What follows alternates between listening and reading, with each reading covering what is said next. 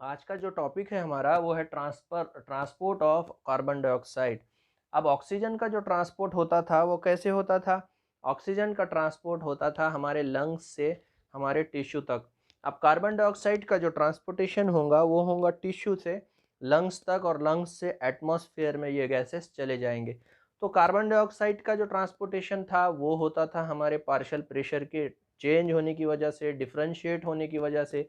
तो बिल्कुल वैसे ही यहाँ पर भी क्या होगा, पार्शियल प्रेशर में हमको वेरिएशंस देखने को मिलेंगे।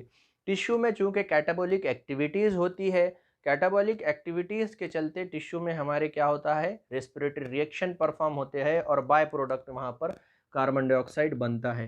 कैटाबॉलिक एक्टिविटीज़ में ग्लूकोज का ब्रेकडाउन होता है ऑक्सीजन के हेल्प से, जो कि हमने इंस्पायर किया था, और साथ में यहाँ पर हमको एटीपी मॉलिक्यूल मिलते हैं, और एज अ बाय प्रोडक्ट यहाँ पर कार्बन डाइऑक्साइड एटमॉस्फेयर में रिलीज भी होता है।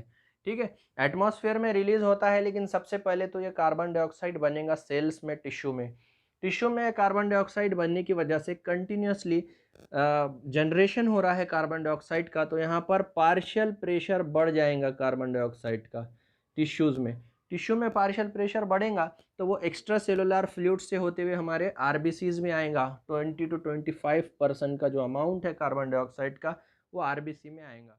आरबीसी में क्या होगा, आरबीसी में एक खास किस्म का एंजाइम होगा जिसको मैं कार्बोनिक अनहाइड्रेस कह रहा हूँ।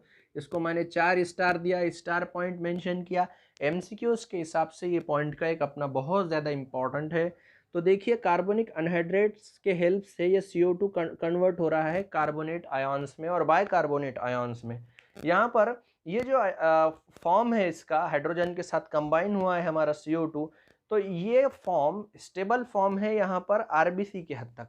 तो ये आरबीसी में ट्रैवल होगा HCO3 के फॉर्म में, और ये HCO3 का फॉर्म जो है ये कहाँ तक पहुँचेगा, अल्वियोलार कैपिलरीज तक पहुँचेगा। अब यहाँ पर इन्वायरमेंट अलग था और यहाँ पर इन्वायरमेंट अलग होगा।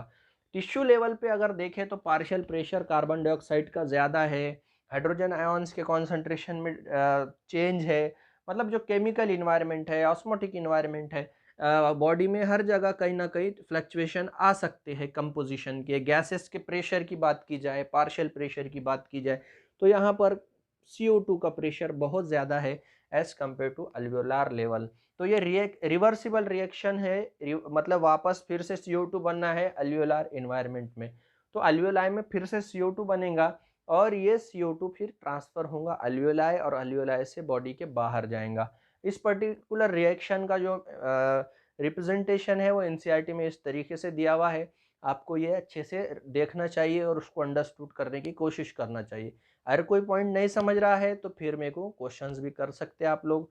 ठीक है, अब ये जो ट्रांसपोर्ट ऑफ कार्बन डाइऑक्साइड है एकदम सिंपल फंडा है, कोई इसमें अंडरस्टैंडिंग का कुछ ऐसा बड़ा इश्यू नहीं है, इजी टू अंडरस्टैंड पॉइंट है।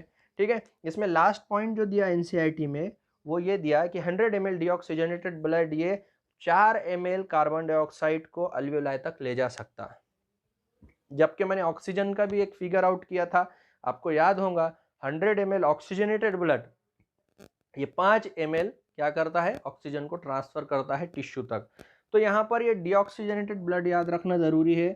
100 ml डीऑक्सीजनेटेड ब्लड की बात हो रही है, वो 4 ml कार्बन डाइऑक्साइड अल्वियोलाइज तक ले जाएगा। ठीक है, ये जो गैसेस का एक्सचेंज होता है ये प्रेशर डिपेंडेंट होता है, जहाँ पर पार्शियल प्रेशर ज़्यादा है वहाँ पर ट्रांसफॉर्मेशन भी ज़्यादा होगा और कंबाइन इजीली होंगे गैसेस। ओके, तो ये कुछ टॉपिक था CO2 से रिलेटेड। इसके आगे हम क्या करेंगे, कुछ इसके कोरिलेशंस देखेंगे और साथ में फिर इस रेस्पेक्टिव डिसीजेस देखेंगे रेस्पिरेटरी डिसऑर्डर के, और ये टॉपिक हमारा कंप्लीट हो जाएगा।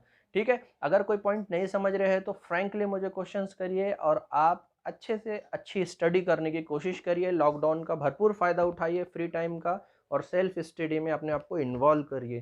ठीक है, कल हमारा टेस्ट है संडे को, मंडे को फिर मैं कुछ लेक्चर जूम मीटिंग के थ्रू और ऐसे रिकॉर्डेड फॉर्म में देने की कोशिश करूंगा, और केमिस्ट्री के भी लेक्चर साइमल्टेनियसली आते रहेंगे। पाटिल सर प्रॉपर भीड़ के नहीं होने की वजह से उन आउटसाइड है, आउटसाइड स्टेशन है, उस वजह से उनके लेक्चर्स थोड़े से कम आएंगे। हमको ये पॉइंट एडजस्ट करना होगा कुछ दिन के हद तक, बाद में ये भी रिकवरी हो जाएंगी। ओके, सिलेबस के लिए आप बेफिक्र रहिए, सिलेबस हमारा कंप्लीट होगा ही होगा। बस बात यह है कि आपने इन्वॉल्व होना चाहिए कंटिन्यूस जो लेक्चर्स आ रहे हैं उसमें। ठीक है, मिलते हैं नेक्स्ट लेक्चर में।